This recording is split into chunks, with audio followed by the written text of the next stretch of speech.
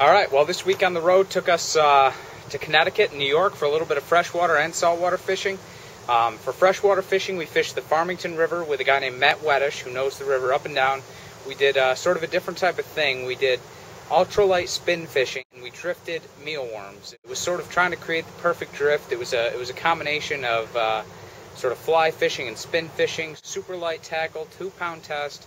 It was a ton of fun. We caught some nice fish. I'm going to let Matt sort of explain the tactic to you and show you a little bit of what we did.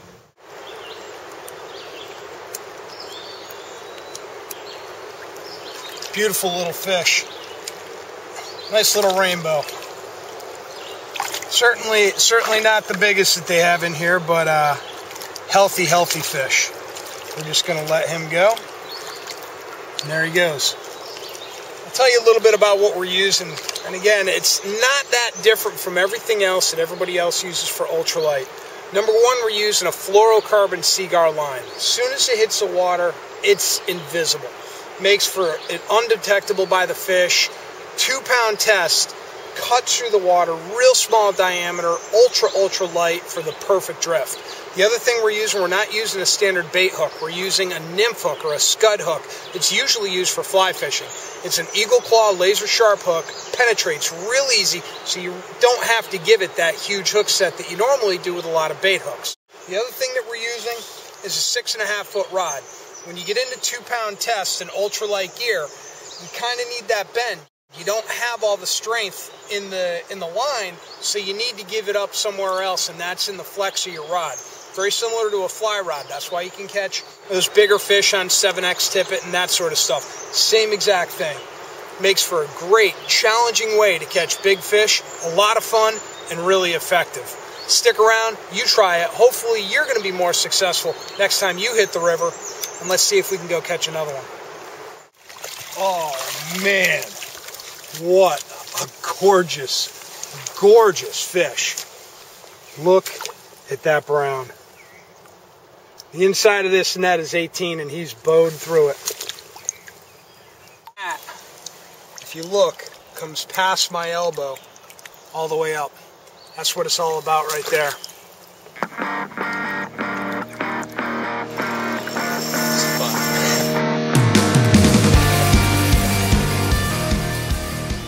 After fishing the Farmington River with Matt, we had to do a little saltwater, so we headed down to Montauk, New York, on the eastern tip of Long Island, the surf casting capital of the Northeast.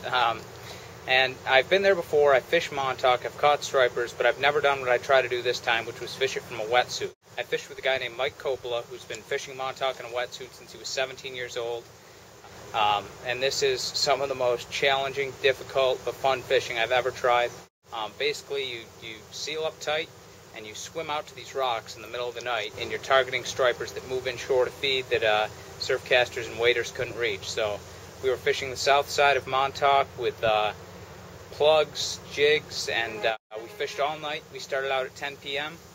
and we fished straight through to sunrise. The footage looks a little shaky, like I was getting battered around by waves in the surf while I was trying to get photos and footage. That's because it is. I was getting knocked all over the place, but I tried to get some footage to show you guys what it's like out there in Montauk, so check it out.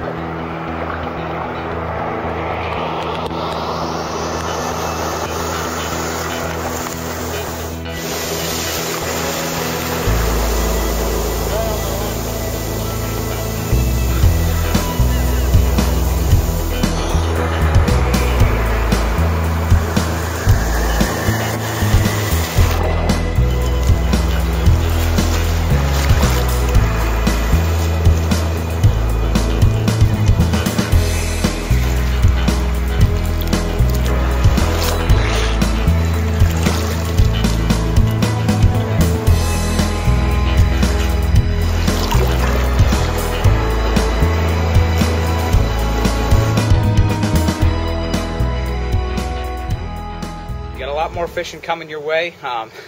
Next week I'm going to hop on a party boat out of Connecticut with like 30 other anglers, see if I can stay out of all the tangles and get some striped bass and bluefish. And then we're going to head down to Jersey. We're going to see if we can find some big stripers that are hanging around. It's a little bit late, but get out with Captain Al's story and see if we can't find some fish.